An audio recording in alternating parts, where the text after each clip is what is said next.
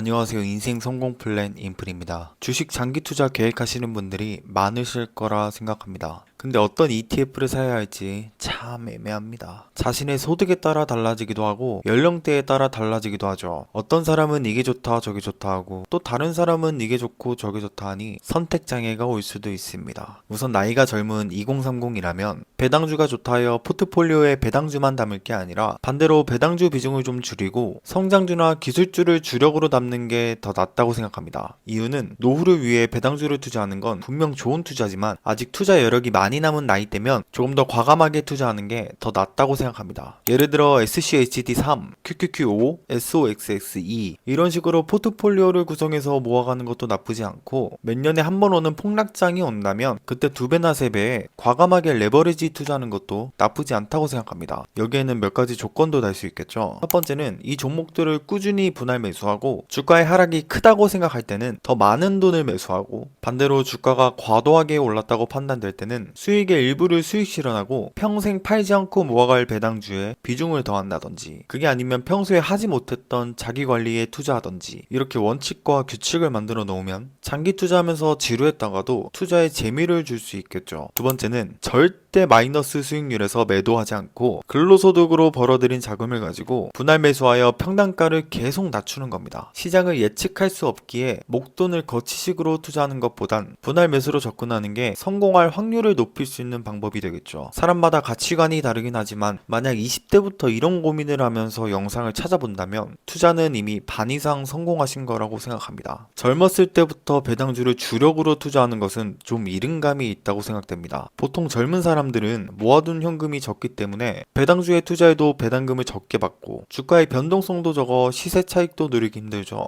만약 40대인데 현금이 많이 없으시다면 똑같이 배당주를 주력으로 하는 것보단 성장주를 주력으로 하는 게 더 낫다고 생각합니다. 내가 배당금을 통한 미래를 꿈꾸더라도 그 전까지 주가를 최대한 끌어올리는 것이 중요합니다. 그래야 나중에 배당주를 한 주라도 더 살 수 있게 되는 거죠. 그때가 되면 지금의 주가 성장률을 미래 배당 성장률로 가져갈 수 있는 거죠. 내가 직업이 있고 수익이 있을 때 배당주를 주력으로 투자하는 것보다 일단 S&P 500이나 나스닥에 투자해서 내 자산을 최대한으로 늘린 다음 나중에 배당금이 필요할 때 SCHD 같은 배당주를 갈아타는 게 오히려 좋을 수도 있습니다. 물론 단기간에 혹시 모를 세계 경제 불황 시대에 까딱해서 손해를 보고 회복하는데 오랜 시간이 걸릴 수 있으니 평생 적립한다는 마음으로 꾸준히 사야 합니다. 장기적으로 투자한다면 주가 하락이야말로 부자가 될 수 있는 최고의 기회가 될 수 있을 것입니다. 자, 반대로 5060일 땐 투자 성향이 또 바뀔 수 있습니다.